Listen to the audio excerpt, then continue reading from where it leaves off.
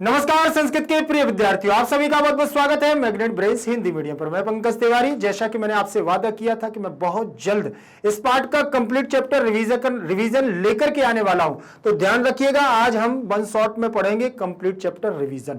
विश्व शांति नामक जो हमारा पार्ट चल रहा था, उसी का कंप्लीट चैप्टर रिवीजन आपकी परीक्षा के लिए बहुत ही उपयोगी होगा, क्योंकि इसमें समयांतराल हमारा कम रहेगा और संपूर्ण पाठ पर हम चर्चा करेंगे। तो आज आप लोग देखिएगा, स्क्रीन पर लिखा हुआ है कक्षा 10वीं संस्कृत विहार बोर्ड विश्व शांति त्रयोदशा पाठा कंप्लीट चैप्टर रिवीजन। ध्यान रखें, इसमें सबसे पहले हम लोगों ने जैसे पाठ को पढ़ा था वैसे ही हम यहां पर पाठ पर चर्चा करेंगे, पाठ परिचय पर चर्चा करेंगे। ध्यान रखें, लिखें, इसमें लिखा हुआ है यह पाठ देखें जरा, यह पाठ विश्व शांति नामक पाठ है। इस पाठ में चल रहे अशांति के वातावरण को स्वच्छंद बनाने के लिए अंदर और बाहर से उसके उपाय को निरूपित किया गया है।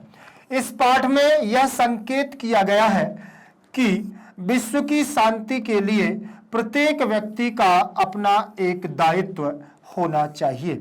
जिस व्यक्ति परिवार से लेकर के समाज और समाज से लेकर के संसार तक शांति का परिचय दे सके, यही विश्व शांति का उद्देश्य है। मतलब हर व्यक्ति को अपने दायित्वों पर निर्वहन करना चाहिए कि वह समाज से लेकर के, परिवार से लेकर के हर व्यक्ति तक अपने अपने दायित्वों का निर्वहन करे। यही उद्देश्य है विश्व शांति का। विश्व में शांति कब हो सकती है? जब व्यक्ति अपने अपने दायित्वों को संभालने लगेगा, किसी से बैरभाव नहीं रहेगी, किसी से ईर्ष्या नहीं रहेगी, तो अपने आप क्या हो जाएगी? विश्व शांति हो जाएगी। वही इस पाठ का उद्देश्य है। देखिए, पाठ का सार दिया हुआ है। पाठ के सार में सर्वप्रथम उन्होंने क्या कहा है, इस पर चर्चा करते हैं। उन्होंने कहा है कि पाठे अस्मिन् संसारे वर्तमानस्य अशांति वातावरणस्य चित्रणम तत्समाधानोपायश्च निरूपितौ देशेषु आंतरिकी वायाश्च अशांति वर्तते तामुपेक्षा न कश्चित् स्वजीवनं नेतुं समर्था सेयम् अशांति सार्वभौमिकी वर्तते इति दुःखस्य विषयः सर्वे जनाः तया अशान्तया चिन्तिताः सन्ति संसारे तन्निवारणाय प्रयासः क्रियन्ते। अब यहां पर देखना उन्होंने क्या कहा है। सबसे पहले तो इसका देखिए भावार्थ नीचे दिया हुआ है, आप देखिएगा। इसमें लिखा है इस पाठ में संसार में वर्तमान के अशांति वातावरण का चित्रण और उसके समाधान के उपाय निरूपित किए गए हैं। देश में आंतरिक और बाह्य अशांति है, उसकी उपेक्षा कर कोई अपने जीवन को आगे नहीं बढ़ा सकता। यह अशांति सबों के लिए है, यही दुख का विषय है। सभी लोग उस अशांति से चिंतित हैं। संसार में उसके निवारण के लिए उपाय को किया जा रहा है। संसार में किसका निवारण? अशांति का निवारण करना है। जो अशांति फैली हुई है व्यक्तियों में, उसके निवारण का यहाँ पर उपाय किया जा रहा है इस पाठ के माध्यम से। इसमें देखें पाठे अस्मिन, पाठे प्लस अस्मिन, तो यहाँ सबसे पहली बात तो है कि पूर्व रूप संधि। कौन सी संधि है? पूर्व रूप संधि। पाठे प्लस अस्मिन। मैंने आप लोगों को, ध्यान रखिएगा, जो अभी पाठ का फर्स्ट भाग, सेकंड भाग, थर्ड भाग के रूप में पढ़ करके आए हैं, वहां सारी चीजें बताई हैं। यहां मैं समय बिल्कुल भी नहीं लूंगा और शॉर्टकट में और ज्यादा से ज्यादा समझाने की कोशिश करूंगा, तो पाठ, क्योंकि समय भी कम लगे और पूरे पाठ का हमारा रिवीजन हो जाए। पाठ में एक ही मात्रा है, देखें, ठा में और अस्मिन, तो इसमें पूर्व रूप संधि है, तो पाठे और आ जाएगा अवग्रह के रूप में और हमारा शब्द बन जाएगा पाठे अस्मिन। क्या बन जाएगा? पाठे अस्मिन। पाठ्य अस्मिन। संसारे में सप्तमी विभक्ति का एक वचन रूप लगा है। संसारे में क्या लगा हुआ है? जैसे रामे वैसे ही संसारे। जैसे बनता है हमारा क्या? रामे, वैसे ही बनेगा संसारे। ये बना हुआ है सप्तमी विभक्ति का एक वचन। फिर लिखा हुआ है वर्तमानस्य, वर्तमान का, वर्तमान की, ठीक, वर्तमान के, षष्ठी विभक्ति के। अब जैसे आपने देखा होगा कि राम के रूप में बनता है रामस्य, बनता है ना, वैसे ही बन गया है वर्तमानस्य। क्या बन गया है? वर्तमानस्य। बना है कि नहीं? तो यहां पर आपका वर्तमान बन गया है, वर्तमान का षष्ठी विभक्ति का एक वचन। अशांति वातावरणस्य, यहां पर जब षष्ठी विभक्ति लगी हुई है तो यहां पर भी षष्ठी विभक्ति लगेगी। ठीक, यहां पर अब आपको मैं देखो शॉर्टकट तरीके से बता दूं कि जब आपको विभक्ति पहचानना हो तो देखना कि जब कोई शब्द ऐसा बना है और उस पर एक मात्रा लगी है तो 90% आप सप्तमी विभक्ति का एक वचन लगा सकते हैं, सप्तमी विभक्ति का एक वचन। बस इतना ध्यान रखना कि वो हमारा शब्द अकारांत होना चाहिए। क्या होना चाहिए? अकारांत। ठीक, अब अकारांत क्या होता है? मतलब छोटा, जैसे ये संसार है ना, ये लिखा है संसार, संसार में र छोटा है। अब ये ऐसा बड़ा नहीं होना चाहिए, छोटा र होना चाहिए।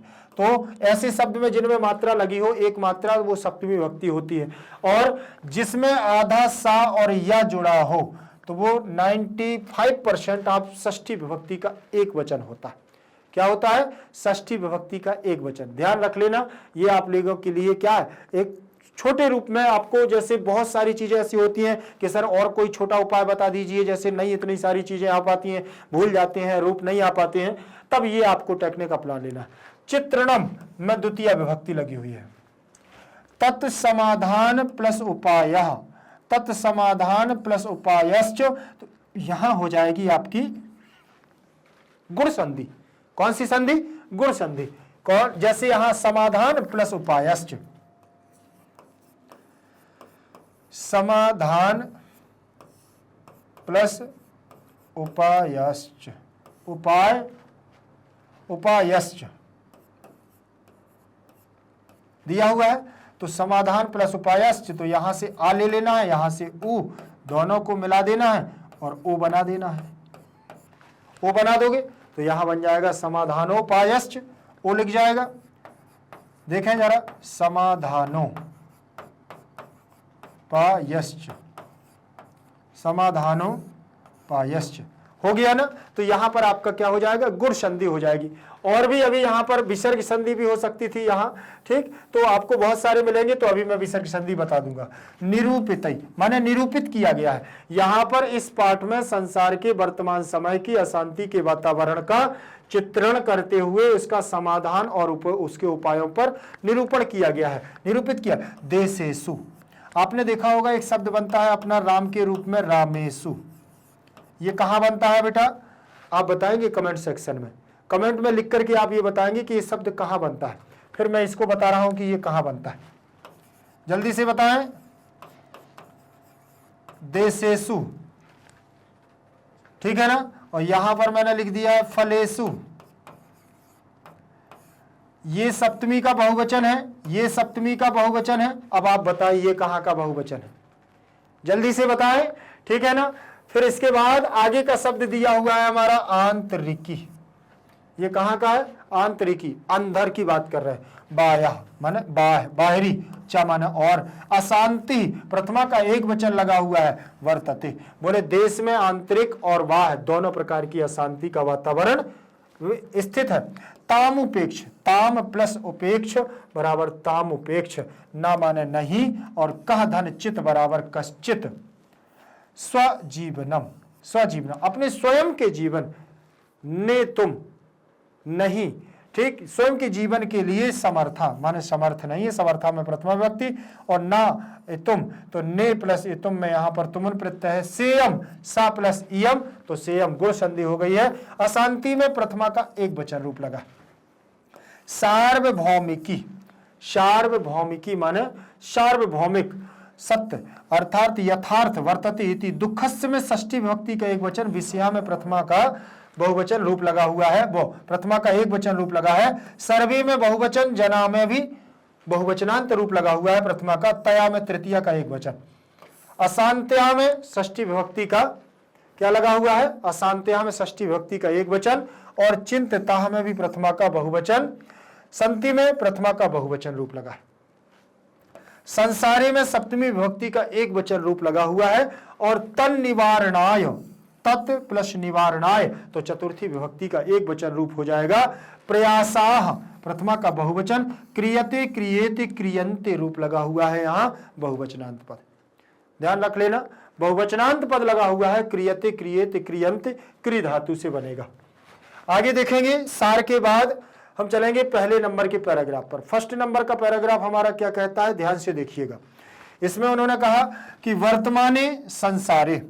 वर्तमाने संसारे प्रायशः सर्वेषु देशेषु उपद्रवः अशांतिर्वः दृश्यते, क्वचिदेव शांतं वातावरणं वर्तते, क्वचित् देशस्य आंतरिकी समस्याम् आश्रित्य कलहो वर्तते, तेन शत्रुराज्यानि मोदमानानि कलहं वर्धयन्ति, क्वचित् अनेकेषु राज्येषु परस्परं शीतयुद्धं प्रचलति, वस्तुतः संसारः अशान्तिसागरस्य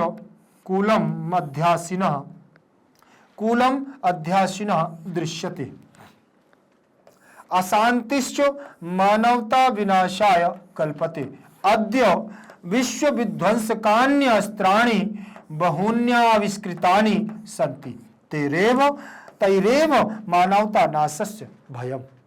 इससे मानवता का भय, नाश होने का भय होता है, दिखाई दे रहा है।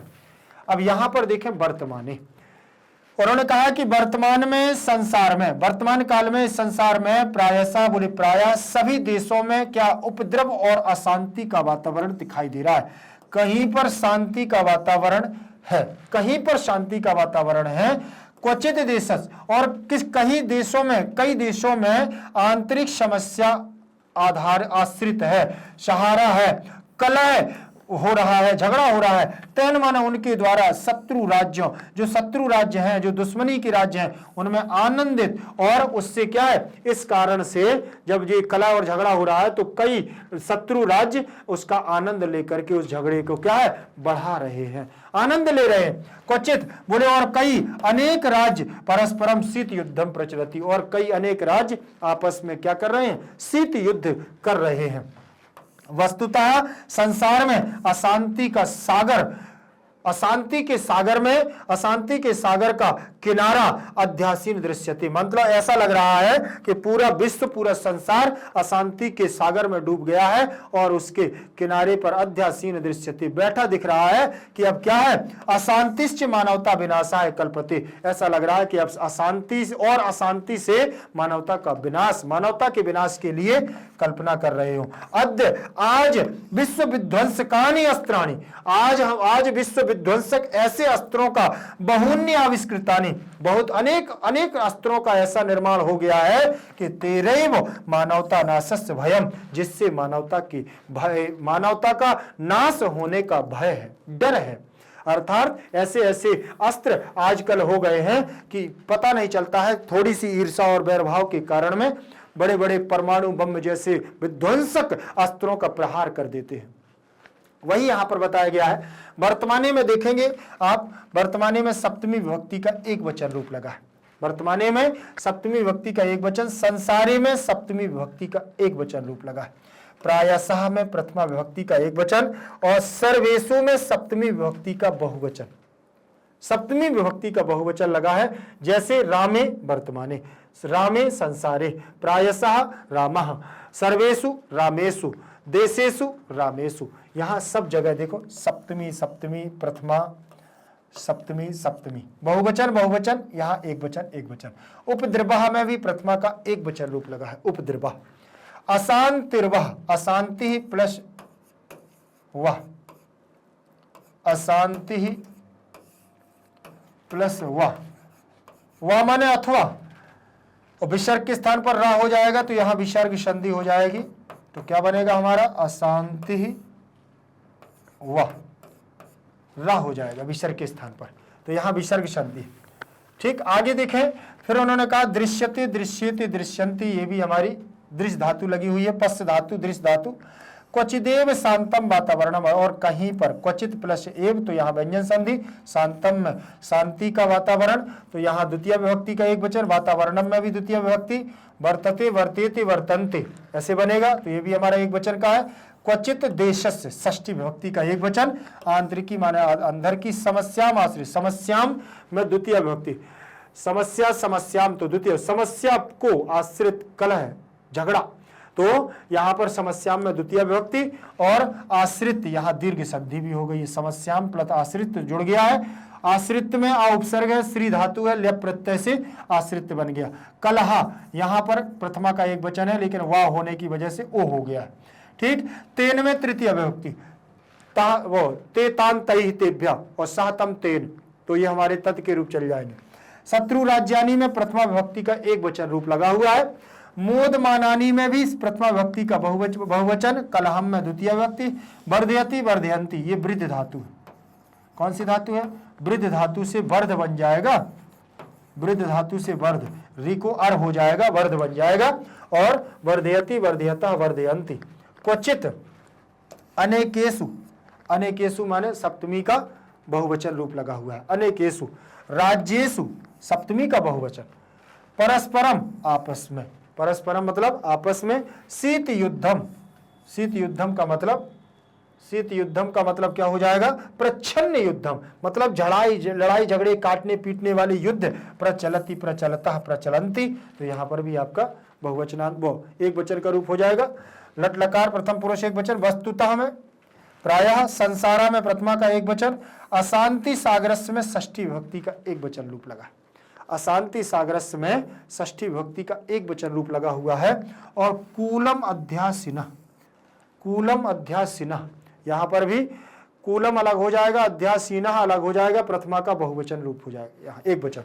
दृश्यते दृश्यते दृश्यन्ते, यहां पर भी एक वचन का रूप है। अशांति ही प्लस च, अशांति ही प्लस च, तो अशांतिश्च हो जाएगा। प्रथमा का एक वचन, विसर्ग संधि भी है। मानवता विनाशाय में चतुर्थी विभक्ति का एक वचन, मानवता विनाशाय में चतुर्थी विभक्ति का एक वचन। कल्पते कल्पेते कल्पन्ते, तो ये भी हमारा एक वचन रूप लगा हुआ है, लट लकार प्रथम पुरुष एक वचन का। अद्य मतलब आज।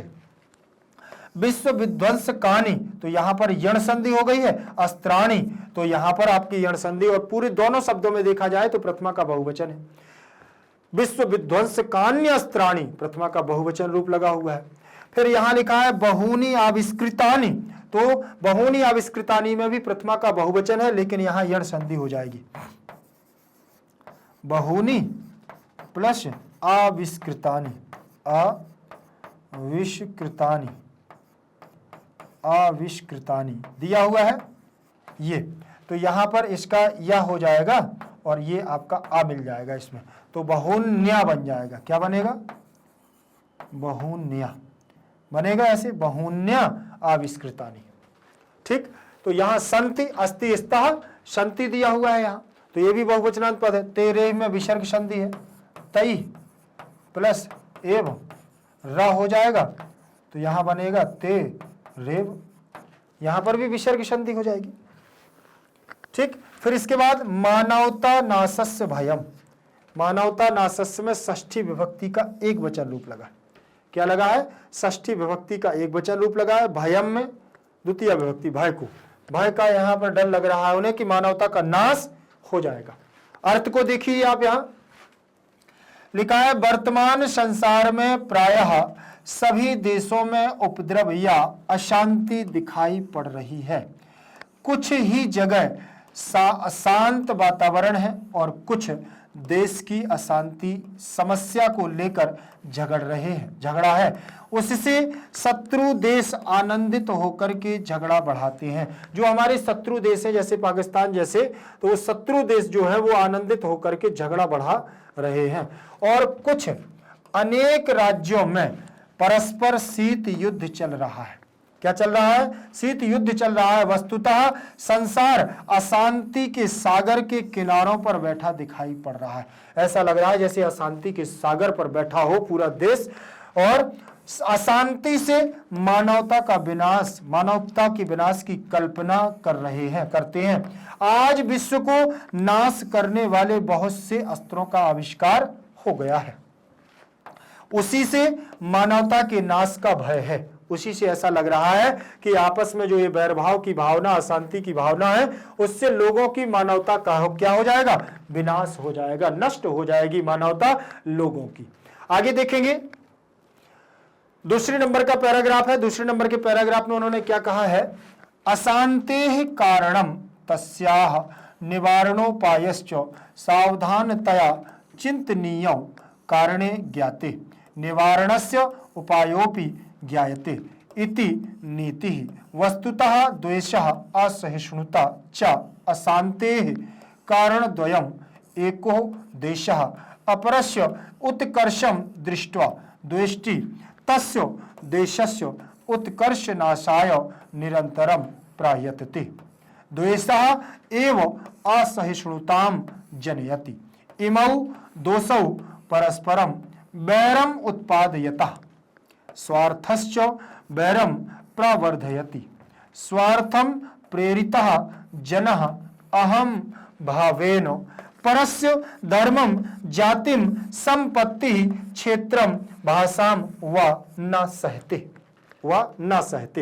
अब मैं एक एक शब्द को इसलिए पढ़ता हूं क्योंकि भाई मेरे पढ़ने से कोई मतलब नहीं है, आपको पढ़ना आना चाहिए। मैं यहां से पढ़ दूं अशांते कारणम तस्या निवारणोपायश्च सावधानतया चिंतयेतौ कारणे जाते निवारणस्य उपायोपि ज्ञायते इति नीतिः। वस्तुतः द्वेषः असहिष्णुता च अशांते कारणद्वयम् एको देशः अपरस्य उत्कृष्टं दृष्ट्वा द्वेष्टि तस्य देशस्य उत्कर्षनाशाय निरन्तरं प्रयतते। द्वेषः एव असहिष्णुतां जनयति।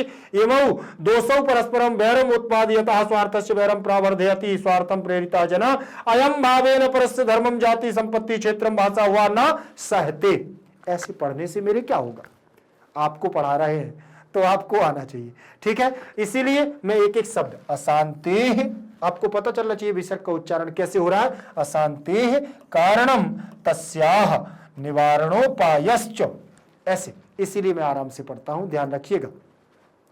अशांति में षष्ठी विभक्ति का एक वचन रूप लगा है। शांति के रूप चलेंगे तो अशांति षष्ठी विभक्ति का, अशांति का कारण या अशांति के कारण, ठीक। अशांति तो यहां षष्ठी विभक्ति का एक वचन और कारणम में द्वितीय विभक्ति, तस्या में भी षष्ठी विभक्ति का एक वचन रूप लगा। तस्या में भी षष्ठी विभक्ति का एक वचन। निवारणोपायश्च, यहां निवारण प्लस उपायश्च, तो यहां गुण संधि हो गई है। कौन सी संधि हो गई है? गुण संधि। और सावधानतया में भी यहां आपकी कौन सी, सहतम तेन तया, तो सहतम तेन तया चतुर्थी विभक्ति का एक वचन रूप लगा हुआ है, ध्यान रख लेना। चिंतनीय दोनों की बात कर रहे हैं, निवारण की और उसके उपाय की। तो यहां पर वो अशांति का कारण और उपाय दोनों बता रहे हैं, तो यहां चिंतनीय द्विवचन का रूप लग गया है। कारणे में सप्तमी विभक्ति का एक वचन, ज्ञाते में भी सप्तमी विभक्ति का एक वचन। मैंने आपको बताया था कि अगर एक मात्रा आपको दिखती है तो आप 90% लगा सकते हैं सप्तमी विभक्ति, ठीक। फिर यहां निवारणस्य में षष्ठी विभक्ति, उपायः प्लस अपि, तो यहां आपका उपायः विसर्ग संधि हो गई है, ध्यान रख लेना। उपायः प्लस अपि विसर्ग के स्थान पर ओ कर दोगे तो क्या बनेगा आपका उपायो, ओ कर दिया, और अपि आपका ऐसे आ जाएगा इसमें अवग्रह के रूप में, उपायोपि बन जाएगा आपका उपायोपि। ज्ञायते ज्ञायते ज्ञायन्ते दिया हुआ है यहां पर, ध्यान रख लेना। इति नीति, नीति में प्रथमा विभक्ति का एक वचन रूप लगा है। वस्तुतः में भी प्रथमा विभक्ति का एक वचन रूप लगा है। द्वेषा में भी प्रथमा विभक्ति का एक वचन, जैसे रामः वैसे ही द्वेषः, ठीक। फिर इसके बाद असहिष्णुता, असहिष्णुता में भी प्रथमा विभक्ति का एक वचन रूप लगा है। चा मतलब और, चा का मतलब और। अशांति यहां पर षष्ठी विभक्ति का एक वचन, ठीक है ना, बना हुआ है। जैसे हरि ही हरिम हरिणा हरये, अशांति अशांतिम अशांतिना अशांतये, ऐसे बनेगा, ठीक। और फिर इसके बाद पंचमी और षष्ठी में अशांति अशांति बनेगा, ध्यान रखिएगा। और कारण द्वयम, बोले दो कारण है, दो कारण है अशांति के। एक देशः, एक देश, अपरस्य उत्कर्षम दृष्ट्वा द्वेष्टि, एक देश दूसरे देश को क्या कर रहा है, उसके आनंद को देख करके उनको क्या है, उनको प्रसन्न हो रहा है और उनमें क्या है, एक भावना पैदा कर रहा है। उत्कर्षम दृष्ट्वा द्वेष्टि, आपस में द्वेष भावना रख रहे हैं। तस्य देशस्य उत्कर्ष नाशाय निरंतर प्रयत्न, और वह क्या है, देश की उत्कर्ष नाश के लिए, मानवता के नष्ट के लिए निरंतर प्रयास में लगे हुए हैं कि इनका क्या है, इनमें ईर्ष्या भाव बना रहे। इसमें प्रथमा का एक वचन, इसमें प्रथमा का एक वचन, अपरस्य में षष्ठी विभक्ति का एक वचन रूप लगा हुआ है। उत्कर्षम में द्वितीय विभक्ति दृश्य धातु कित्वा प्रत्यय, तो दृष्टवा बना हुआ है, यहां पर भी आपका क्या है, और द्वेष्टि में द्वा प्लस इष्टि बराबर यहां गुण संधि हो गई है। तस्य में षष्ठी विभक्ति का एक वचन लगा है, तस्य में षष्ठी विभक्ति का क्या बना हुआ है, एक वचन रूप लगा हुआ है। सह तम तेन तस्मै तस्मात् तस्य, षष्ठी विभक्ति का एक वचन। देशस्य में षष्ठी विभक्ति का एक वचन रूप लगा, देशस्य में षष्ठी विभक्ति का एक वचन।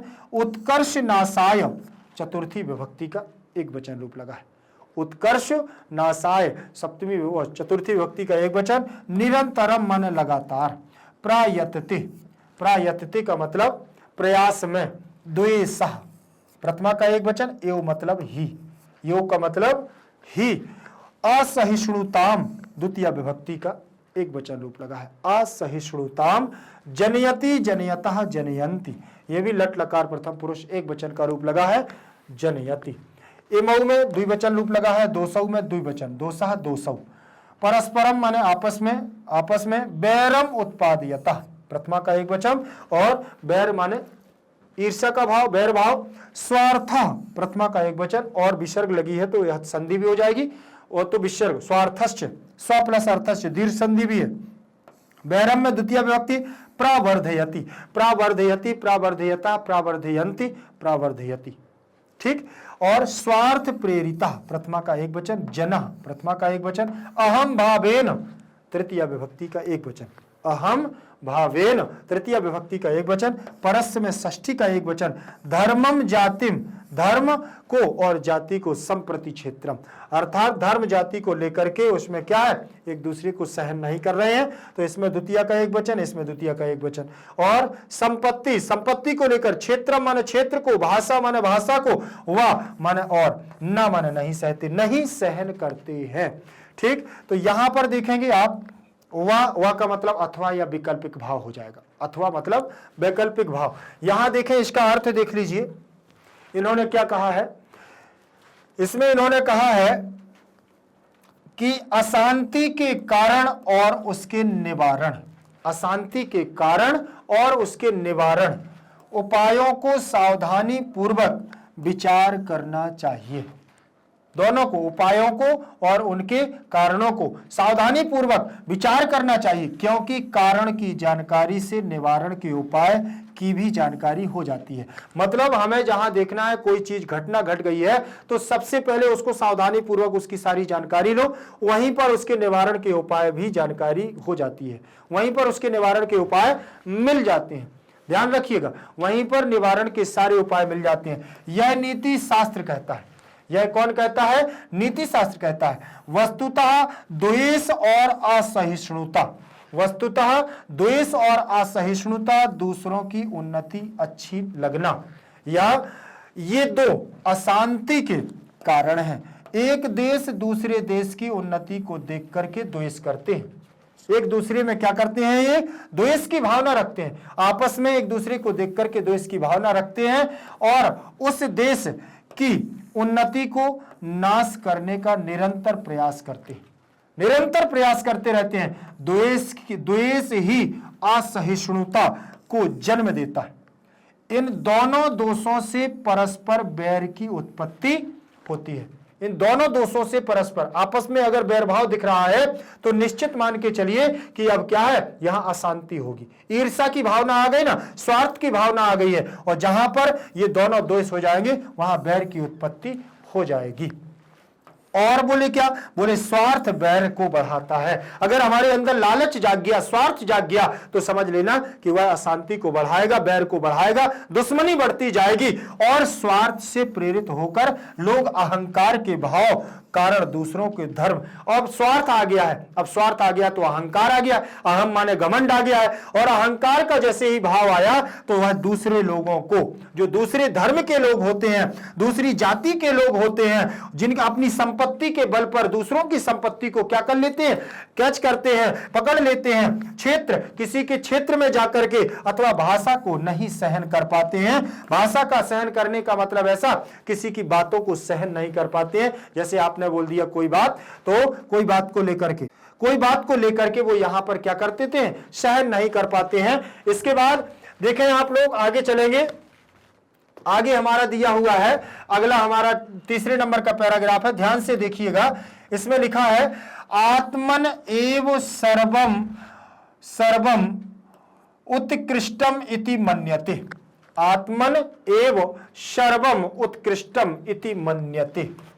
राजनीतिज्ञाश्च अत्र विशेषेण प्रेरकाः सामान्यः जनः न तथा विश्वसन्नपि बलेन प्रेरितः जायते।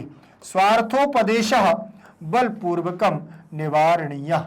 स्वार्थ वो परोपकारं प्रति यदि प्रवृत्तिः उत्पाद्यते तदा सर्वे स्वार्थं त्यजेयुः।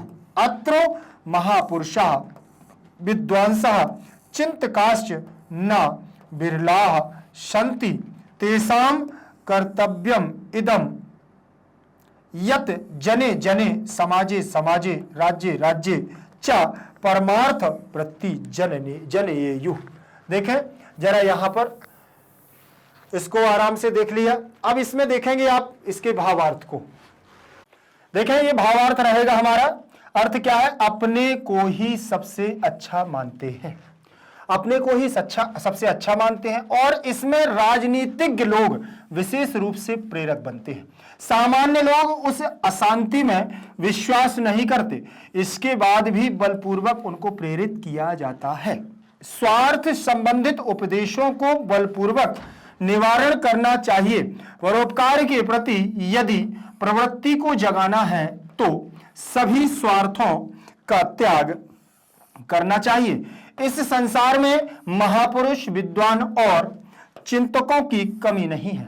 उन सबों का कर्तव्य यह है कि हरेक लोगों में, हरेक समाजों में, हरेक देशों में परोपकार के कार्यों की भावना को पैदा करें। देखिए यहां पर उन्होंने सबसे अच्छी बात यह कही है कि हरेक लोगों में, मतलब प्रत्येक लोग में, प्रत्येक व्यक्ति में एक ऐसी भावना होनी चाहिए जो परोपकार की भावना हो। और अगर जब प्रत्येक व्यक्ति में हो जाएगी तो प्रत्येक समाज में हो जाएगी। हरेक समाज, प्रत्येक समाज में अपनी अपनी समाज के प्रति एक परोपकार की भावना को दर्शाना चाहिए। हरेक देशों में जब हमारा देश परोपकार की भावना रखने लगेगा तो सामने वाला देश भी परोपकार की भावना रखने लगेगा। तो हरेक देशों में परोपकार के कार्यों की भावना को पैदा करें, तभी हमारे देश में विश्व शांति का जो उद्देश्य है वह पूर्ण हो सकता है। विश्व शांति का मतलब ही यही है कि विश्व में शांति। आगे देखेंगे चौथे नंबर का हमारा पैराग्राफ क्या कहता है। चौथे नंबर का पैराग्राफ कहता है कि शुष्कः उपदेशश्च न पर्याप्तः प्रत्युत तस्य कार्यान्वयनश्च जीवने अनिवार्यम् उक्तञ्च ज्ञानं भारः क्रियां विना देशानां मध्ये च विवादान् समयितुमेव संयुक्त राष्ट्र संघ प्रभृतयः संस्थाः संस्ति ताश्च काले काले आशंकितम् अपि विश्व युद्धं निवारयति। भगवान बुद्धः पुरा काले एव वैरेण वैरस्य शमनम् असंभवम् प्रोक्तवान्। अवैरेण करुणया मैत्री भावेन च वैरस्य शांति भवतीति सर्वे मन्यन्ते। अब यहां पर देखें उन्होंने कितनी सुंदर बात कही है कि विश्व शांति को बनाए रखने के लिए कोई ना कोई तो स्तर होता है। विश्व शांति करने के लिए एक संस्था का निर्माण किया जाता है। एक जैसे टीम को कंट्रोल करने के लिए एक कोच होता है, कोच के ऊपर एक हमारा प्रत्येक कोच होते हैं और प्रत्येक कोचों का भी एक क्या है, एक हमारा संगठन होता है। जैसे आप लोग जानते हो क्रिकेट टीम में एक आईसीसी है, एक बीसीसीआई है, तो ये कहीं ना कहीं ये संगठन है किसी चीज को नियंत्रण करने के लिए। उसी प्रकार से यहां पर भी उन्होंने यही बात रखी है कि शुष्कः उपदेशश्च न पर्याप्तः।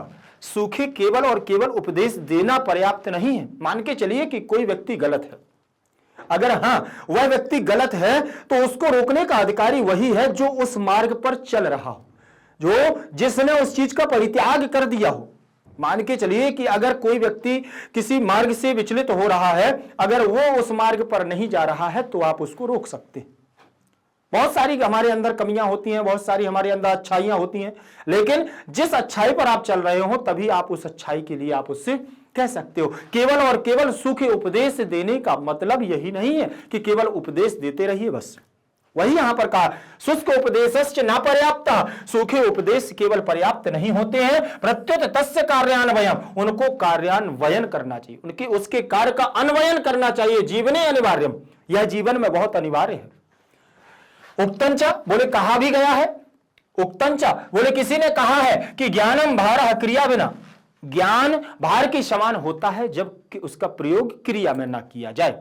अर्थात आपके पास कितना भी ज्ञान हो, अगर आप उसका सदुपयोग नहीं करना जानते हैं, मतलब आपका ज्ञान भार के समान है, आप केवल बोझ ढो रहे हैं। अगर आप उसका सदुपयोग करना जानते हैं तो सही है, नहीं तो ज्ञानम भारम क्रियाम बिना, आपका ज्ञान बिल्कुल निरर्थक है, किसी अर्थ में नहीं है। आप कितने भी बड़ी ज्ञानी हो जाएं, लेकिन अगर आप उसका सदुपयोग नहीं कर पा रहे हैं तो बोले, इसीलिए कहा गया है देशानाम मध्य च विवादन। देशानाम मतलब देशों के, षष्ठी विभक्ति का बहुवचनांत पद लगा है, तो देशों के मध्य मन बीच में, देशों के बीच में, और विवादेन शमयितुम, अगर देशों के बीच में कोई विवाद होता है, और अगर देशों के बीच में कोई विवाद होता है, विवाद को, द्वितीय विभक्ति का बहुवचनांत पद है, विवाद होता है तो समयितुमेव, उसको शांत करने के लिए, उसको शांत करने के लिए संयुक्त राष्ट्र संघ प्रभृतया संस्था, एक संयुक्त राष्ट्र संघ की संस्था,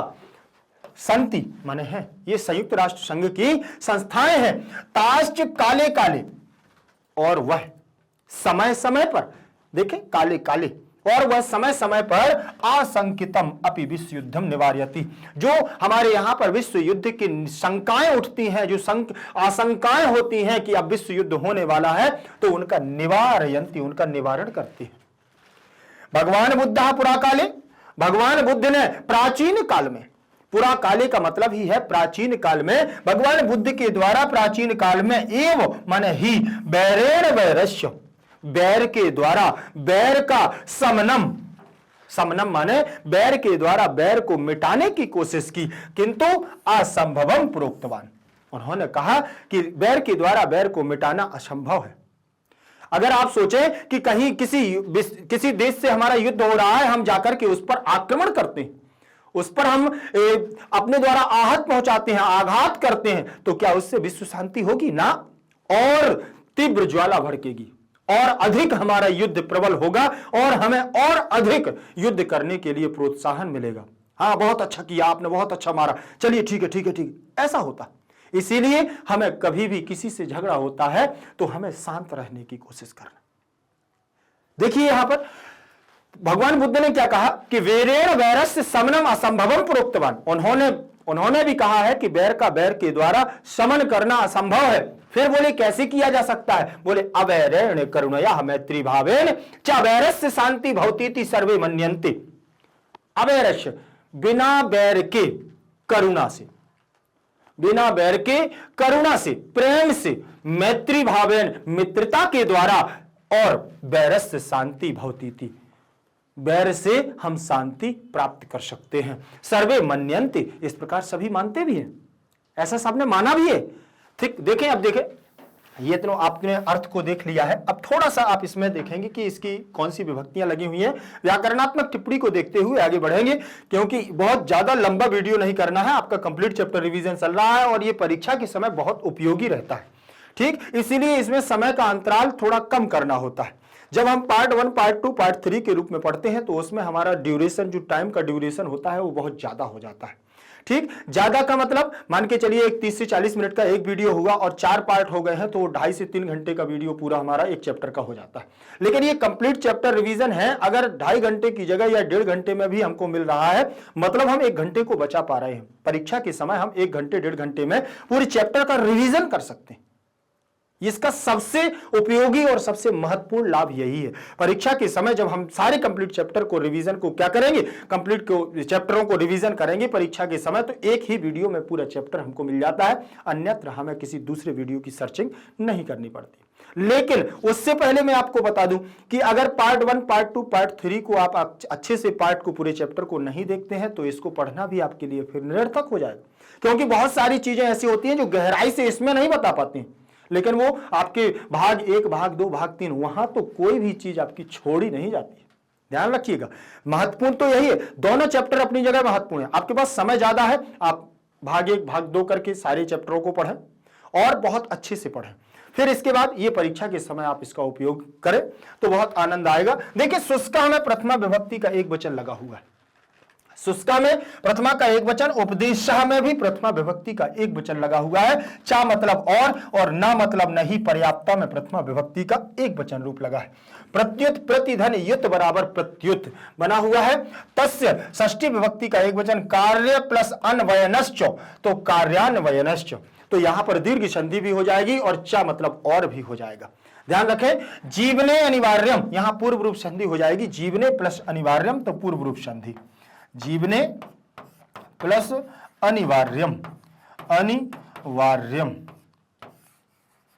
ये आपका दिया हुआ है। आ का अवग्रह के रूप में परिवर्तन हो जाएगा, चंपक पुष्पक न्याय न खंडाकारो न विधीयते, अर्थात ये आ आएगा हमारा तो किसके रूप में आ जाएगा, ध्यान दीजिएगा, ये अकार आएगा हमारा खंडाकार के रूप में। खंडाकार का बोले तो खुशबू मात्र के लिए, ठीक, अर्थात ये आ जाएगा, इसका उच्चारण नहीं होता, ये केवल महसूस किया जाता है। जीवने अनिवार्यम, जीवने अनिवार्यम, ऐसे आपको जो पढ़ने वाला है उसको ये महसूस होना चाहिए कि यहां आ है, सामने वाले को सुनाई नहीं देना चाहिए कि यहां पर आ है, क्योंकि ये आ होता है, ये साइलेंट अवस्था में होता है।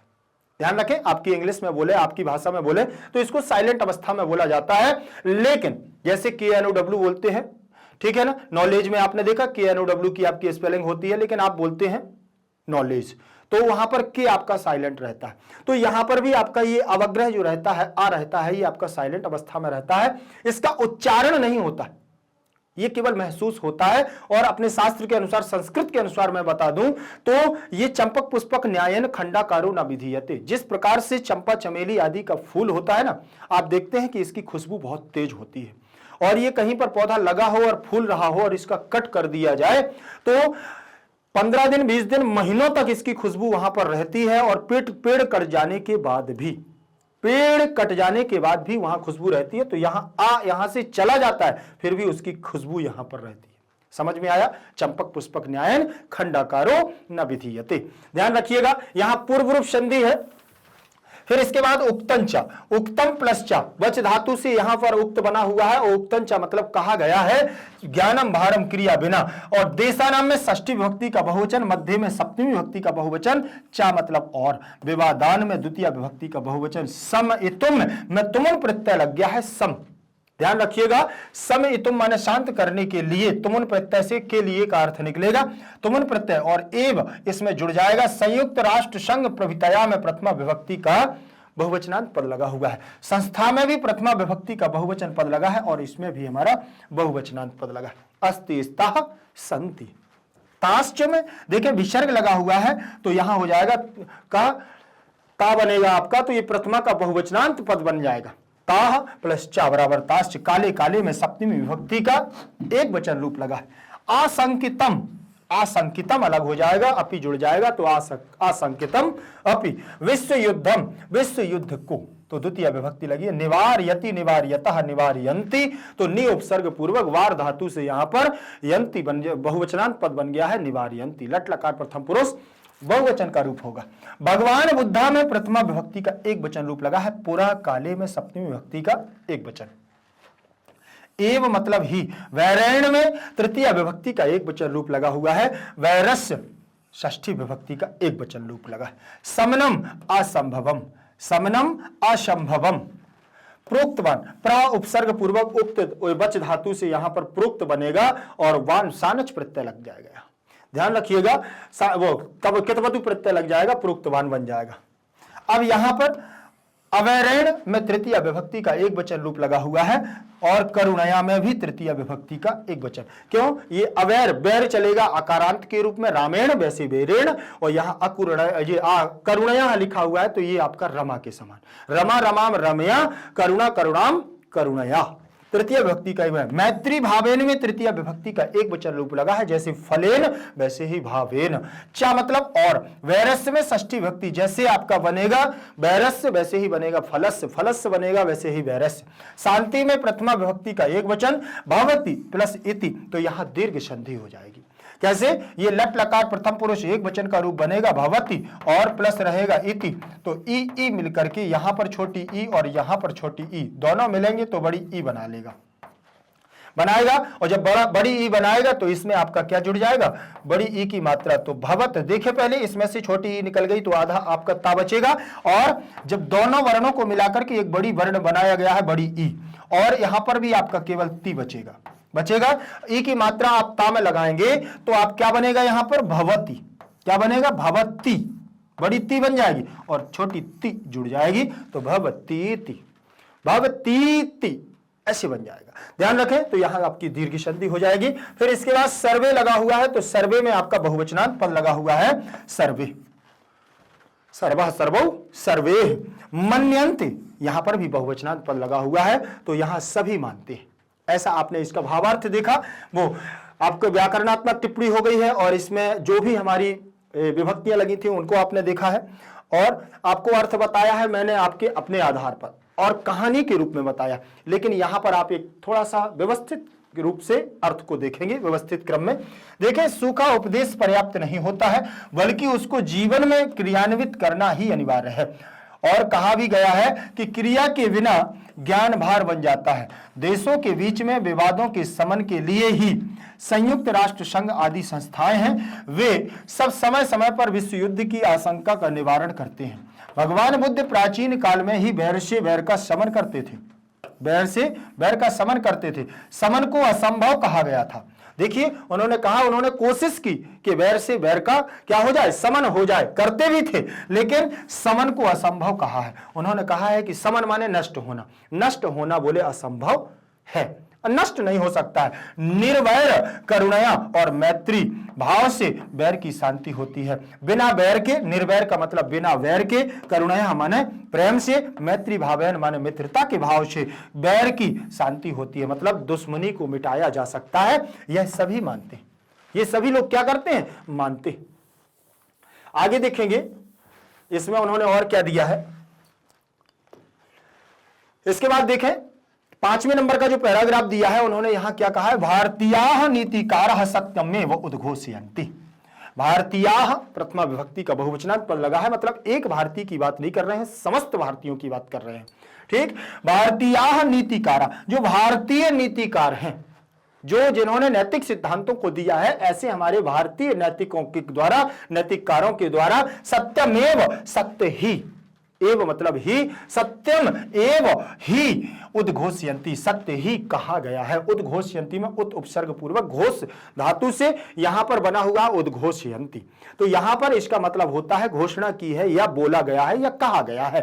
ठीक, तो सभी भारतीयों नीतिकारों के द्वारा यह कहा गया है। बोले क्या कहा गया है? उन्होंने कहा कि अयम निजः परो वेति गणना लघुचेतसाम उदार चरितानाम तु वसुधैव कुटुंबकम, ये यहां पर कहा गया है। नीतिकारों ने क्या कहा कि अयम निजा परो वेति गणना लघुचेतसाम उदार चरितानाम तु वसुधैव कुटुंबकम, तु वसुधैव कुटुंबकम। अब ध्यान से देखिएगा कितनी सुंदर बात उन्होंने कही है। एक बार पुनः इस श्लोक को आप लोग थोड़ा सा श्रवण करेंगे और साथ में उच्चारण भी करेंगे कि अयम निजः परो वेति, अयम निजः परो वेति, अयम निजः परो वेति गणना लघुचेतसाम उदार चरितानाम, उदार चरितानाम तु वसुधैव कुटुंबकम, उदार चरितानाम तु वसुधैव कुटुंबकम। अयम निजः परो वेति। अब देखना यहां पर एक एक शब्द पर चर्चा करना कि भारतीय नीतिकारों ने क्या कहा है। भारतीय नीतिकारों ने यह कहा है, निजः माने निज, स्वयं, स्वयं की बात कह रहे हैं। बोले वो है व्यक्ति जो ऐसा सोचता है कि ये मेरा है। अयम निजा, यह मेरा है। परो बेती, यह तुम्हारा है, यह मेरा है, यह तुम्हारा है। ऐसे व्यक्ति कौन होते हैं? बोले गणना लघु चेतसाम। ऐसे व्यक्तियों की गिनती किसमें होती है? गणना मतलब गिनती। ऐसे व्यक्तियों की गिनती होती है नीच लोगों में। लघु चेतसाम का मतलब होता है नीच या निम्न कोटि के व्यक्ति में। बोले ऐसे व्यक्ति अधम होते हैं, निम्न कोटि के होते हैं, जो यह सोचते हैं कि यह मेरा है, यह तुम्हारा है, यह पराया है। ऐसे व्यक्ति क्या होते हैं? अधम कोटि के होते हैं। और बोले हमारे भारतीय में, हमारे भारतवर्ष में, हमारी इस भारत भूमि पर तो ऐसे लोग हैं। बोले उदार चरिता नामो तू वसुधैव कुटुंबकम।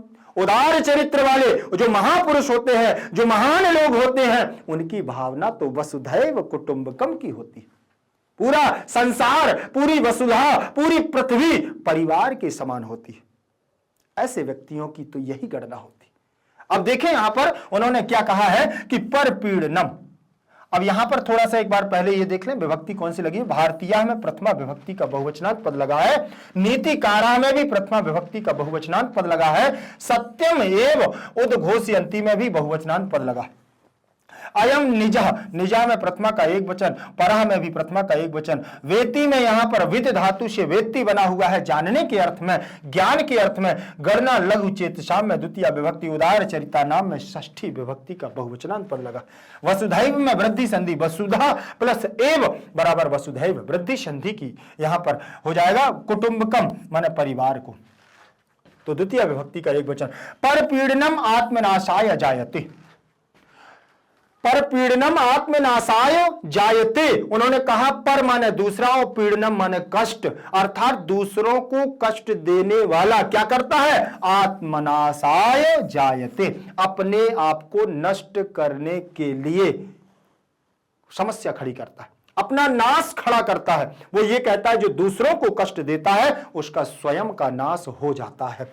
और क्या? बोले परोपकाराश्च, परोपकारश्च शांति कारणम भवति। और परोपकार, दूसरों पर उपकार करना। बोले और दूसरों पर अगर उपकार किया जाए तो शांति कारणम भवति, शांति का कारण होता है, शांति का कारण होता है। अद्यापि, अद्यापि, अद्य प्लस अपि बराबर अद्यापि, दीर्घ संधि यहां बन रही है। अद्यापि परस्य देशस्य, बोले आज भी, परस्य माने दूसरे, देशस्य माने देश का, संकट काले माने संकट काल में, अन्य देशा सहायता राशि सामग्रीम चा प्रेषयन्ति। आज बोले ऐसा है कि अगर दूसरे देश पर संकट आ जाए, संकट का समय आ जाए, तो अन्य देश सहायता के रूप में राशि माने मुद्रा माने पैसा देते हैं।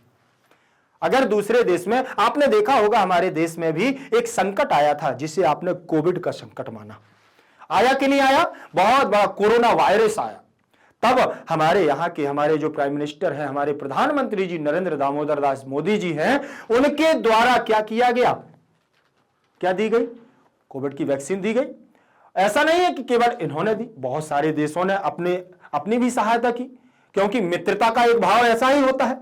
जब वो हमारे लिए किसी दूसरे रूप में करते हैं तो हम उनके लिए दूसरे रूप में करते हैं। यही तो विश्व शांति है, यही तो विश्व शांति है। लेकिन आगे तो किसी ना किसी को आना पड़ेगा, और यही अपने पीएम प्रधानमंत्री जी ने किया। आगे आकर के चल करके खड़े हुए और उसका परिणाम क्या मिला? आज पूरा देश उनको पसंद करता है। करता है कि नहीं करता है? इस बात को देखिए। परोपकारा शांति करणम भवति अद्यापि परस्य देशस्य संकट काले अन्य देशा सहायता राशि। अगर पैसे की जरूरत हुई तो पैसा भी दिया, और सामग्री की जरूरत हुई तो सामग्री को भी दिया। और क्या? प्रेषयन्ति माने भेजा गया। इति विश्व शांति सूर्योदय दृश्यते, यही विश्व शांति का क्या है? सूर्योदय है। यही विश्व शांति का सूर्योदय दिखाई पड़ रहा है कि अब क्या है? लगता है विश्व शांति अब देश में आ जाएगी। यहां पर देखें परपीड़नम में दूसरों को तो द्वितीय विभक्ति लगी, आत्मनाशाय में चतुर्थी विभक्ति का एक में, जायते जायते जायन्ति, जन्म लेते। अब यहां पर एते एते देखें, पहले जायते कर्मवाचक की क्रिया लगी हुई है। परोपकारा में प्रथमा विभक्ति का एक वचन लगा है, चा मतलब और। परोपकार शांति कारणम, शांति कारणम।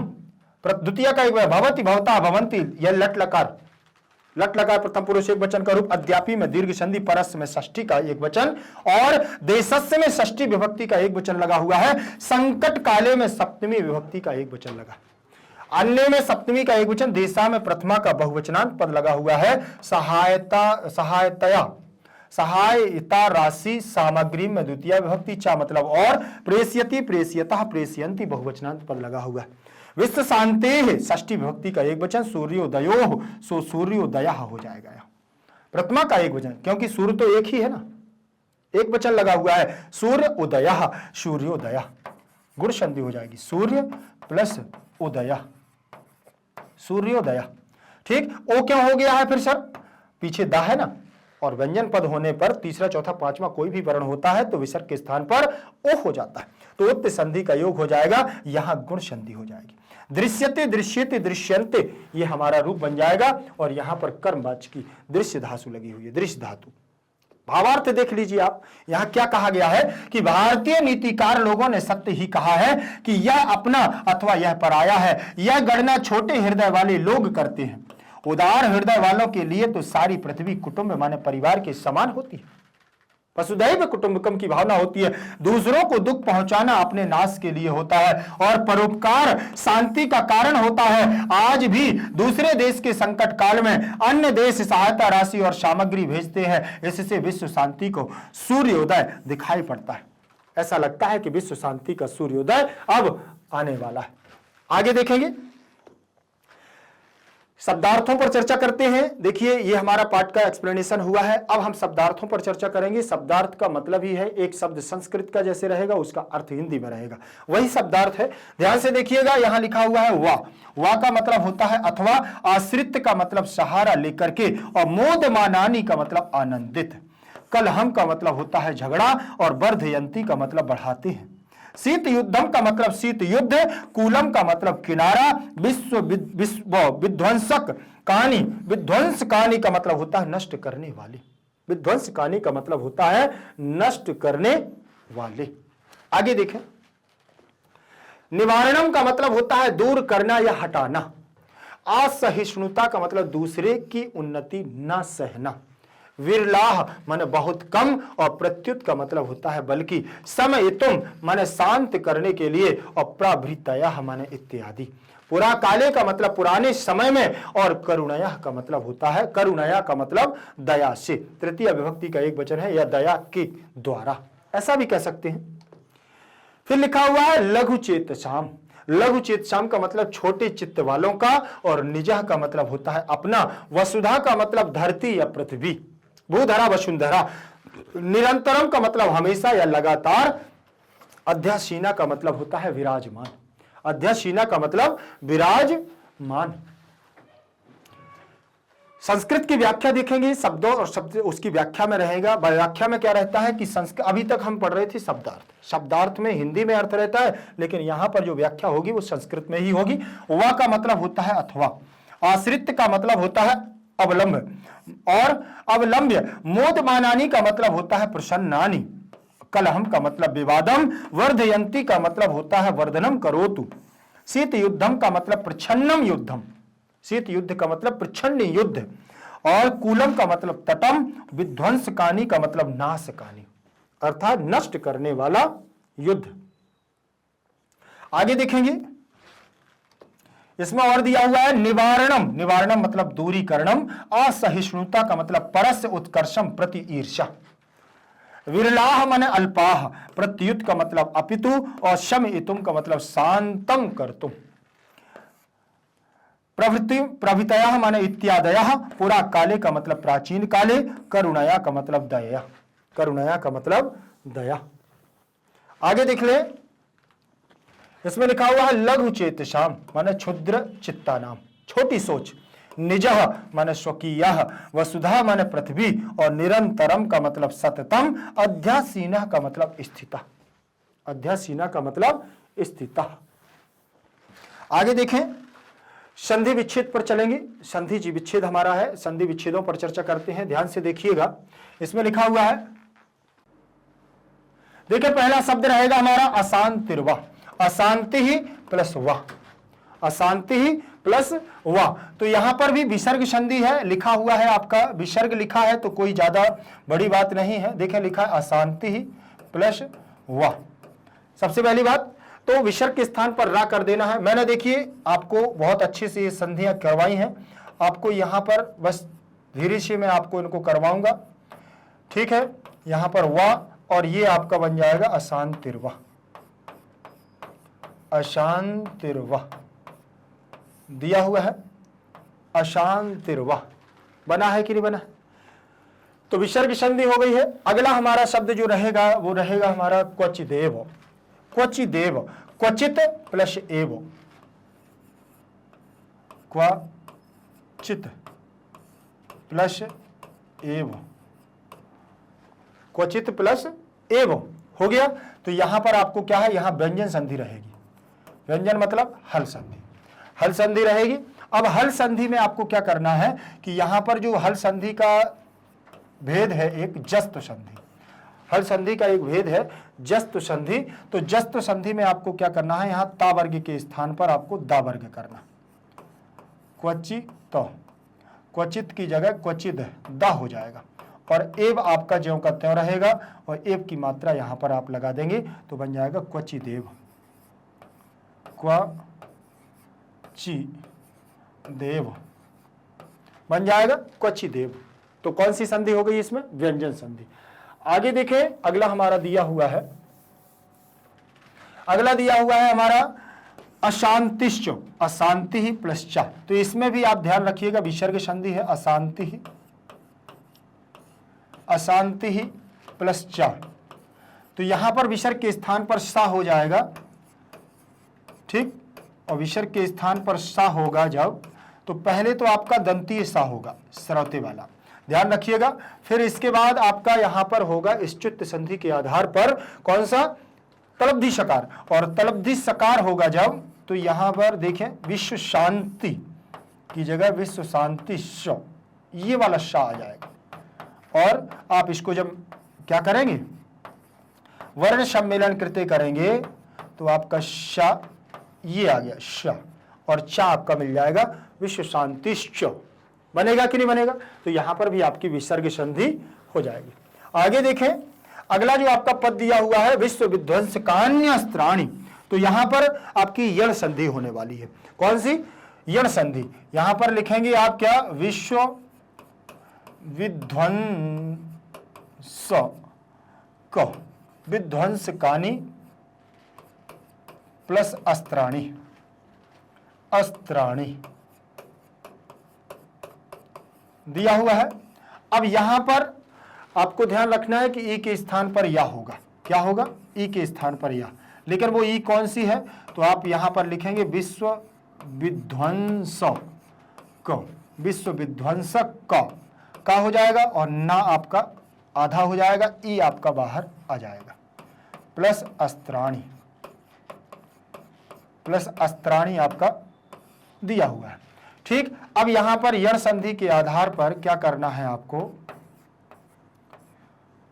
विश्व विध्वंस का न और ई के स्थान पर हो जाएगा या, प्लस अस्त्राणी, अस्त्राणी दिया हुआ है। अब यहां पर देखें आप जब इसको मिलाएंगे तो आपका शब्द क्या बनेगा, विश्व विध्वंस का शका आधा ना हो जाएगा और या आपका ऐसे लिख दिया जाएगा, लेकिन या आपका आधा है, अस्त्राणी का इसमें मिल जाएगा तो पूरा हो जाएगा और आधा सा और त्राणी इसमें जुड़ जाएगा, तो आपका शब्द बनेगा विश्व विध्वंस कान्य अस्त्राणी, बनेगा कि नहीं बनेगा। तो यहां पर आपकी कौन सी संधि हो जाएगी, यण संधि, यण संधि हो जाएगी, ठीक। चलिए आगे देखेंगे, आगे जो दिया हुआ है अगला शब्द है हमारा बहून्याविष्कृतानि।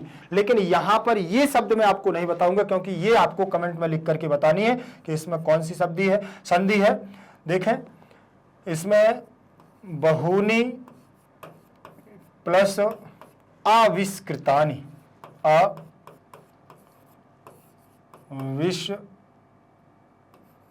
आविष्कृतानि, ये दिया हुआ है। ये आपको कमेंट सेक्शन में इसको सॉल्व करना है। ध्यान रखें इसमें संधि कौन सी है। अभी जस्ट इसके ऊपर जो मैंने संधि की है बिल्कुल उसी के समकक्ष है। ठीक है, बिल्कुल है। और मैं आपको नहीं बताऊंगा कि इसमें कौन सी संधि है। अब आपको इसमें करना है, आप अपने उसमें रफ कॉपी में, फेयर कॉपी में, जिसमें भी आप करेंगे तो आपको एक तरह से अभ्यास, जिसे हम रिवीजन के तौर से कहते हैं, जब तक आप इस प्रकार से नहीं करेंगे तब तक बनेगी नहीं। तो एक संधि का आप प्रैक्टिकल करके देखें और बनती है तो यस और नो में आप हमें जवाब देंगे। ध्यान रखिएगा कमेंट में। ठीक, चलिए फिर इसके बाद अगली संधि दी हुई है ते रेव, तई प्लस रेव। क्या दिया हुआ है? तई प्लस एव, ये दिया हुआ है। तो यहां विसर्ग संधि है, विसर्ग के स्थान पर आप क्या करेंगे? रा करेंगे और एव आपका ज्यों का त्यों रहेगा। एक ही मात्रा इस पर लगाएंगे, ध्यान रखें। तो यहां बनेगा आपका ते रेव, बन गया तई रेव, बना। चलिए अब आगे बात करते हैं। अगली संधि है निवारणोपायश्च। निवारण उपाय प्लस च, निवारण उपाय प्लस च दिया हुआ है। तो देखें यहां से आप आ ले लेंगे और यहां से आप ऊ ले लेंगे। आ और ऊ मिला करके क्या बनाएंगे? ओ बनाएंगे। ठीक, और यहां पर विसर्ग के स्थान पर अभी आगे देखते हैं क्या बनेगा आपका शब्द। ये बन गया है आपका निवारण, निवारण। तो अणा में से आपने क्या निकाल लिया? आ निकाल लिया, तो आपका आधा हो गया है व्यंजन। अब यहां ओ आपको प्लस कर देना है इसमें बीच में, क्योंकि दो वर्णों से मिलकर के ओ बनाया है। उपाय का ओ निकल गया है तो पाया बचेगा आपके पास। पाया प्लस चा आपका ज्यों का त्यों रहेगा। ओ की मात्रा इस पर लगाएंगे तो क्या बनेगा आपका? निवारणो, निवारणो पाया बन गया, निवारणो पाया प्लस चा। अब यहां पर ज्यादा टेंशन नहीं लेना, विसर्ग के स्थान पर आपका हो जाएगा स और चा इसमें आपका मिल जाएगा। तो क्या बन गया है? निवारणोपायश्च। बन गया कि नहीं बन गया? निवारणोपायश्च। इसमें आपकी विसर्ग संधि भी है और गुण संधि भी है। आगे देखें, इसके बाद दिया हुआ है उपायोपि। क्या दिया है? उपायोपि। उपाय प्लस अपि, तो यहां आपको विसर्ग लगा है तो कोई समस्या ही नहीं है, विसर्ग संधि है। उपाय प्लस अपि, तो विसर्ग के स्थान पर सीधे ओ हो जाएगा और बन जाएगा उपायो। और जहां पर ओ होता है तो पीछे आने वाला आ आपका अवग्रह के रूप में हो जाता है, तो बन जाएगा उपायोपि। उपायोपि बन गया कि नहीं? यहां पर आपका विसर्ग हो गया। फिर इसके बाद दिया हुआ है स्वार्थश्च। स्व प्लस अर्थ प्लस च, स्व प्लस अर्थ प्लस च दिया हुआ है। तो यहां पर आ और अर्था का आ दोनों मिलेंगे तो क्या बनेगा? बड़ा आ। तो यहां मतलब आपका बनेगा स्वार्थ। क्या बनेगा? स्वार्थः प्लस च। विसर्ग के स्थान पर फिर आप क्या करेंगे? सा करेंगे और च इसमें दे देंगे, बन जाएगा स्वार्थश्च। तो विसर्ग संधि और दीर्घ संधि, यहां पर भी आपकी विसर्ग और दीर्घ संधि हो जाएगी। आगे देखें, फिर इसके बाद दिया हुआ है विश्वसन्नम अपि। ठीक, विश्वसन प्लस अपि, विश्वसन प्लस अपि, तो विश्वसन अपि बन जाएगा। विश्वसन प्लस अपि दिया हुआ है। यहां पर आपका क्या बनेगा? एक बनेगा विश्व शन, और ये ना है तो ना का दुत्त हो जाता है, तो दो दुत्त हो जाएगा, अपि का आ मिल जाएगा और पा इसमें जुड़ जाएगा। विश्वसन, विश्वसन अपि, ठीक बन जाएगा। यहां भी व्यंजन संधि ही है, ध्यान रखें। फिर इसके बाद लिखा हुआ है परोपकारम, पर प्लस उपकारम। देखें, पर प्लस उपकारम, उपकारम, यहां पर भी आपकी गुण संधि होगी। कारम, उपकारम, इसका आ ले लीजिए और इसका ऊ ले लीजिए, आ और ऊ मिला करके क्या बनाएंगे? ओ बना देंगे, ओ बन जाएगा। फिर इसमें आपका क्या हो जाएगा? परो, परो हो जाएगा। परो पकारम, पकारम, परोपकारम बनेगा कि नहीं बनेगा? परोपकारम बन जाएगा। आगे देखें, इसमें गुण संधि हो गई आपकी। इसके बाद दिया हुआ है आपका कार्यान्वयनश्च, कार्य देखें कार्यान्वयनम प्लस च, देखें कार्य प्लस अन्वयन, अन्वयनम, अन्वयनम प्लस च, ये दो चीजें दी हुई हैं। यहां तो देखो एक ही पद में तोड़ा है, लेकिन मैंने आपको यहां 3 पदों में तोड़ दिया। देखें तो यहां इसका आ ले लेना है और इसका आ ले लेना है, दोनों को बना करके यहां आ कर देना है तो दीर्घ बन जाएगा। तो आपका पद बन जाएगा कार्या, कार्या कार्यान्वयनम बन गया वयनम, ठीक। प्लस इसके बाद चा दिया हुआ है, तो मां के बाद क्या दिया हुआ है चा, तो चा वर्ग का पंचम अक्षर क्या है चा छा जा झा झा, चा छा जा झा इया, इया, और इया कैसे होता है ऐसे, तो इसमें परिवर्तन हो जाएगा मां का, तो ये बनेगा आपका कार्यान्वयनम की जगह कार्यान्वयनई और प्लस चा। अब इसको आपको आधा कर देना है और इसमें जोड़ देना है, ये चा ऐसे जुड़ जाएगा, ठीक। तो आपका ये बन जाएगा कार्यान्वयनश्च, बन जाएगा वयनञ्च। इसमें आपकी व्यंजन संधि हो जाएगी और दीर्घ संधि भी है, दोनों हो जाएंगी। जीवने अनिवार्यम, जीवने प्लस अनिवार्यम, इसमें पूर्व रूप संधि है, ये मैंने आपको अभी जब उसको चैप्टर को पढ़ा रहा था तो भी बताया है, ठीक है। यहाँ पूर्व रूप संधि है, ये अनिवार्यम है, इस पर काफी चर्चा भी की थी। अनिवार्यम, अनिवार्यम ये दिया हुआ है, तो यहाँ आ आपका कैसे आ जाएगा अवग्रह के रूप में आ जाएगा, ठीक। जीवने और आ ऐसे आ जाएगा अनिवार्यम, जीवने निवार्यम, वार्यम, जीवने निवार्यम बन जाएगा। यहां पर आपका पूर्व रूप संधि हो जाएगी। फिर इसके बाद दिया हुआ है आपका उक्तश्च, उक्तश्च दिया है उक्तम प्लस च, तो उक्तंच बन जाएगा। देखें उक्तम, उक्तम प्लस च, अभी जस्ट बताया मैंने किसमें, इसमें बताया मां के स्थान पर क्या किया था इया, तो यहां पर भी आपको मां के स्थान पर क्या कर देना है इया कर देना है और चा को आपको इसमें जोड़ देना, उक्तंच बन जाएगा। आगे देखें अगला पद दिया हुआ भवतीति, इसको भी मैंने आपको बताया है, इसमें दीर्घ संधि है, भवति प्लस इति, ठीक। इसका ई और इसका ई मिल जाएगा और शब्द बन जाएगा आपका भवतीति, भवतीति बन जाएगा कि नहीं। चलिए ज्यादा मैं इस पर चर्चा क्यों नहीं कर रहा हूं, क्योंकि मैं इस सारी चीजें बता चुका हूं, इसलिए इस पर ज्यादा चर्चा नहीं कर रहा हूं। एक बार समझें या 100 बार समझें, एक बार बोलूं तो 100 बार के बराबर होता है, ध्यान रखिएगा।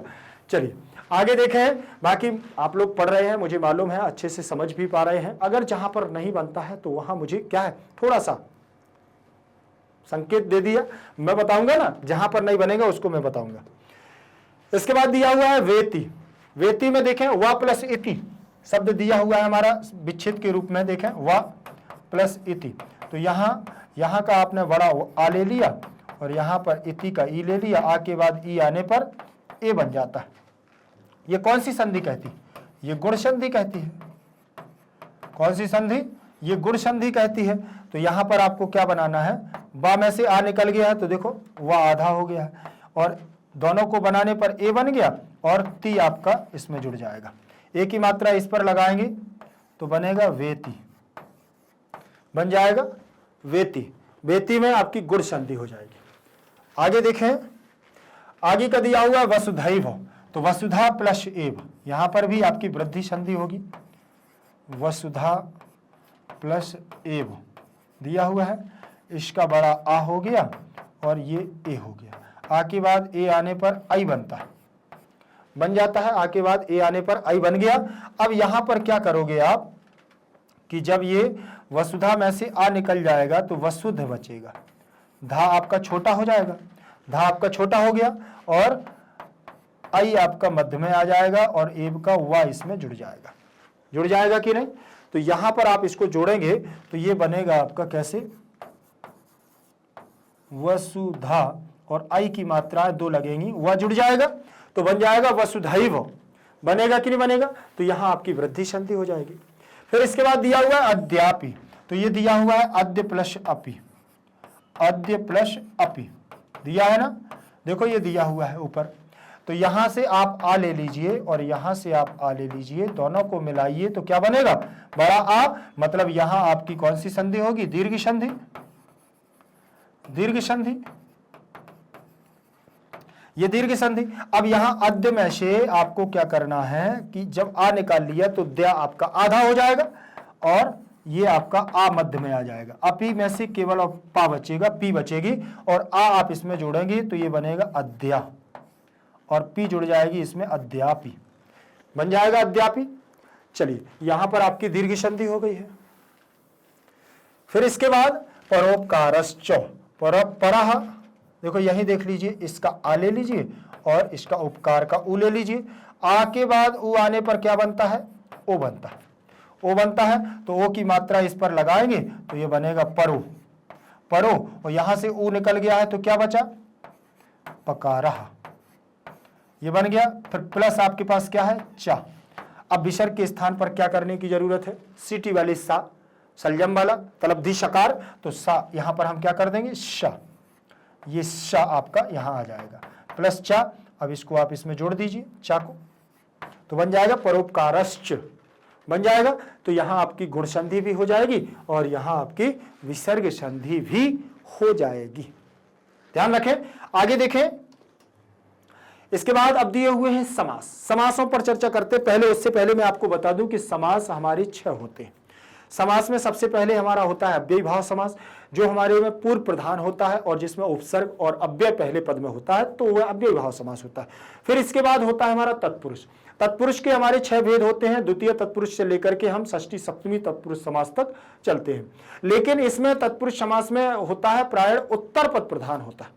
क्या होता है, उत्तर पद प्रधान होता है। फिर इसके बाद कर्मधारय समास होता है।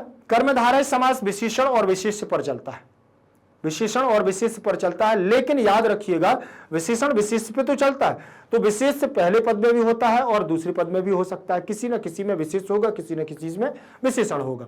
विशेषण विशेष बहुलम कर्मधारय, ऐसा कहा गया है। और फिर इसके बाद दिगु समास होगा। दिगु समास क्या कहता है, दिगु समास में भी विशेषण और विशेष होता है, लेकिन इसमें संख्या पूर्वो दिगु, और जिसमें संख्यावाची विशेषण पहले पद में हो वही हमारा दिगु समास होता है। ध्यान रखें, तो वही हमारा दिगु समास होगा। लेकिन यहां पर एक और देख लेना कि कर्मधारय समास में ज्यादातर रंगवाची विशेषण होता है। लाल, नीला, हरा, पीला, गुलाबी, ये आपके रंगवाची विशेषण है। 1 2 3 4 5 6 7 8 9 10, ये सब हमारे क्या है, संख्यावाची विशेषण है। लेकिन बहुत सारे ऐसे अपवाद भी हैं, जैसे बात करें हम चतुर्नानन, पंचानन, ठीक है ना, और त्रिलोक, तो ये हम लोग क्या कर देते हैं, ज्यादातर उसमें रख देते हैं। जैसे दशानन आता है, क्या आता है, दशानन, ठीक है, और एकानन, चतुरानन, पंचानन, तो ये हम लोग बहुब्रीहि समास में रख दें। हाँ, तो विशेष लोगों के लिए अगर तीसरे अन्य पद की प्रधानता दर्शाई जा रही है तो उसको हम बहुब्रीहि समास में रख देते हैं। देखें जरा, इसमें सबसे पहला दिया हुआ अशांति। न शांति इति अशांति, जहां पर शांति है ही नहीं वही तो कहलाता है अशांति। तो न शांति इति अशांति, इसमें नई समास हो जाएगा, इसमें नई समास होगा। महापुरुष महान चासव पुरुष, महान है जो पुरुष।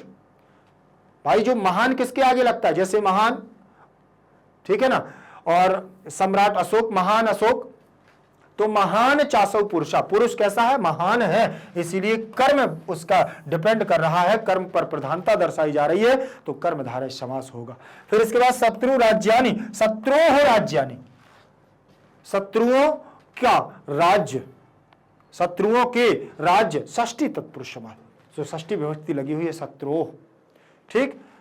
जैसे शत्रु के रूप चलेंगे गुरोह के समान, गुरु गुरुम गुरुना गुरुवे, शत्रु शत्रुम शत्रुना शत्रुवे, शत्रोह शत्रोह, गुरोह गुरोह गुरौ शत्रौ बनेगा। अशांति साग्रह, अशांतेह साग्राह, इसमें भी षष्ठी तत्पुरुष अशांति, शांति के रूप चलेंगे तो षष्ठी विभक्ति एक वचन में बनेगा, शांतेह शांतेह, अशांतेह अशांति, षष्ठी तत्पुरुष समास इसमें भी आपका।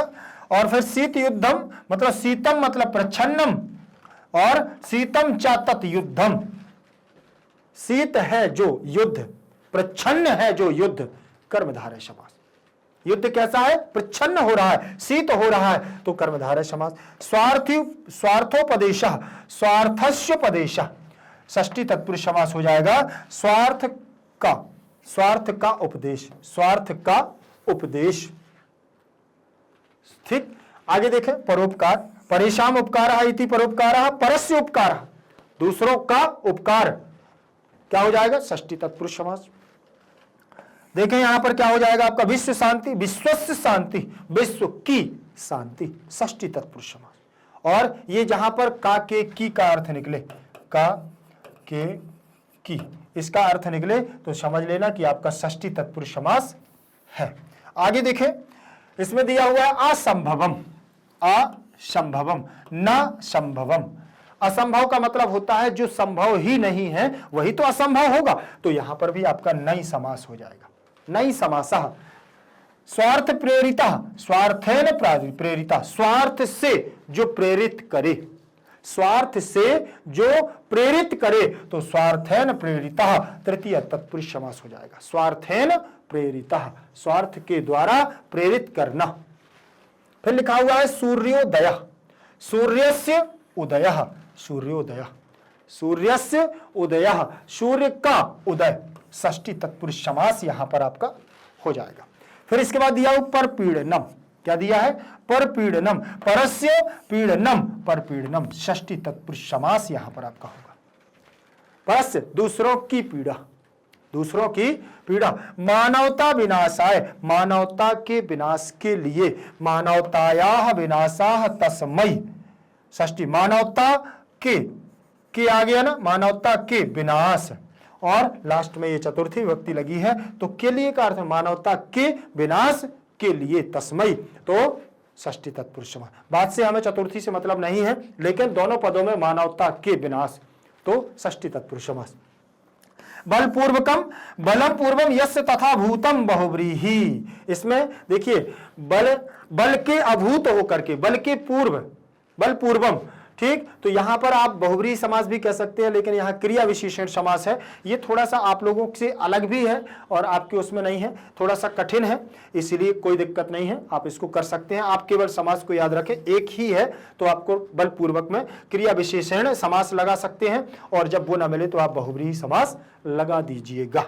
ओके, चले आगे देखेंगे। इसके बाद है हमारा प्रकृति प्रत्यय विभागम कुरुत। प्रकृति और प्रत्यय को आपको अलग अलग करना है। सबसे पहले तो मैं बता दूं कि किसी भी चीज का उद्भव उसकी प्रकृति कहलाती है।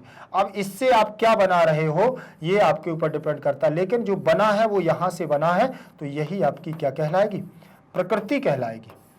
ध्यान रखें, ये आपकी क्या कहलाएगी, प्रकृति कहलाती। जब जिस चीज से जो शब्द का निर्माण होता है वही उसकी प्रकृति है।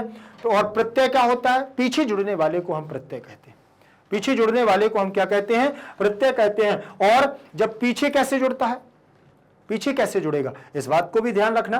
तो ये सारे जितने भी पीछे जुड़े हुए ये प्रत्यय है, और इसमें जो हमारी प्रकृति है वो ध्यान रखें, आश्रित जैसे लगा हुआ है तो इसमें अ उपसर्ग लगा हुआ है। क्या लगा है इसमें, अ उपसर्ग है, और श्री आपकी धातु है, और ल्यप आपका प्रत्यय, ल्यप प्रत्यय है। ल्यप प्रत्यय में आपका या शेष रहता है, लकार की और पकार की संज्ञा होकर के इनका लोप हो जाता है, लेकिन यहां आपका या शेष रहता है, और आ आपका उपसर्ग है, आ, और श्री धातु से श्रित बनेगा, श्रित बनेगा, और ल्यप प्रत्यय जुड़ेगा तो आपका बन जाएगा आश्रित, बन जाएगा आश्रित। ठीक, तो यहां पर आपकी ये उपसर्ग आ जाएगा, ये आपकी क्या है, प्रकृति, ये क्या है आपकी प्रकृति, और प्रत्यय आपका क्या है, ये ध्यान रखिएगा। आपको अलग अलग करना होगा, परीक्षा में आपसे पूछा जाएगा, ये शब्द आ जाएगा और पूछा जाएगा इसकी प्रकृति और प्रत्यय अलग अलग करो, तो ऑप्शन में भी रह सकता है या फिर आपको खुद कॉपी में लिखना भी पड़ सकता है, तो ध्यान रखिएगा। फिर लिखा हुआ है दृष्टवा, दृष्टवा में दृश्य धातु है, कित्वा प्रत्यय है। मैंने आपको ये सिद्ध करके भी बताया है, इसमें त्वा में त्वा प्रत्यय में, यहाँ कित्वा प्रत्यय में त्वा आपका शेष रह जाएगा और यहाँ दृष्टवा बनेगा, लेकिन यहाँ इष्टुत्व भाव हो जाएगा। क्या हो जाएगा, इष्टुत्व भाव ऐसे होता है कि मैं आपको बता तो चुका हूं, लेकिन फिर से मैं आपको बता रहा हूं। दृश्य धन कित्वा दिया हुआ है, इसमें त्वा शेष रह गया है, सीधे सीधे देखें, ये आपका दृश्य, यहां पर इष्टुत्व भाव का मतलब षटकोण वाले सा में, मूर्धा सा में आपका परिवर्तन हो जाएगा। यहां केवल त्वा शेष रहेगा तो ता के स्थान पर आपका टा हो जाएगा। ठीक, तो यहां आप इसको मिला देंगे तो ये बन जाएगा आपका दृष्टवा। क्या बनेगा, दृष्टवा, ऐसे लिख दो, नहीं तो वा को आप नीचे भी ले आ सकते हो, तो बन जाएगा दृष्टवा। ठीक, यहां ष्टुत्व संधि होती है व्यंजन संधि के आधार पर। उत्कृष्टम दिया हुआ है, उत प्लस कृष धन कित, तो यहां पर आपका ता शेष रहेगा और सीधे सीधे उत की जब आपको इसमें मिला देना तो उत्कृष्टम उत्कृष्ट बन जाएगा। ठीक, ता के स्थान पर टा हो जाएगा, उत्कृष्ट बन जाएगा और उत्कृष्टा उत्कृष्टौ उत्कृष्टम ऐसे आप बना सकते हैं। फिर इसके बाद दिया हुआ उक्तम में यहाँ बच धातु है और यहाँ कित प्रत्यय है, यहाँ पर आपका ता शेष रहेगा और बच से उच्च बन जाएगा। ठीक, और चा को हो जाएगा का, तो यहां पर आपका का बन जाएगा, उक बन जाएगा। परिवर्तन होता है, मैंने आपको उसमें पार्ट 1 पार्ट 2 में सारी चीजें बतलाई हैं, यहां मैं केवल आपका रिवीजन करवा रहा हूं, ध्यान रखो। ठीक, तो यहां आपका बन जाएगा उक्तम। सम इतुम, तो यहां सम आपकी धातु है, इणिच आपका प्रत्यय है और तुमुन प्रत्यय है, तो यहां पर आपका ई शेष रहेगा, यहां तुमुन शेष में तुम शेष रहेगा और बन जाएगा यहां पर क्या, शम इतुम, जो शांत करने के लिए अर्थ होता है। शमनम का मतलब समन करना या विध्वंस करना, नष्ट करना। सम आपकी धातु रहेगी, ल्युट प्रत्यय में यू शेष रहेगा और यू को युवोर नाकव सूत्र से यू को अन हो जाता है, युवोर नाकव, युवोर नाकव सूत्र से यू को क्या हो जाएगा, अन हो जाएगा, तो यहां पर आपका अन आदेश हो जाएगा और बन जाएगा क्या, शमन, समन से समनम बन जाएगा। फिर इसके बाद दिया हुआ है आपका नीति, तो नी आपका यहां पर धातु रहेगी ले जाने के अर्थ में और कित प्रत्यय रहेगा, तो कित एक तीन प्रत्यय में ती आपका शेष रहेगा, तो नीति बनेगा और विसर्ग लग जाएगा तो नीति बन जाएगा, कोई दिक्कत नहीं है। आगे देख लीजिए, इसमें अगला हुआ दिया हुआ है, अगला शब्द है शांति, तो यहां पर भी सम आपका यहां प्रकृति है और एक तन प्रत्यय में आपकी क्या है, ती आपका बच जाएगा, शांति बन जाएगा। ये भी आपका क्या है, प्रत्यय और ये आपकी प्रकृति। उत्कर्ष में उत उपसर्ग लगा हुआ है, कृष आपकी प्रकृति है और घई प्रत्यय में आपका आशेष रख जाएगा, उत्कर्षः बन जाएगा।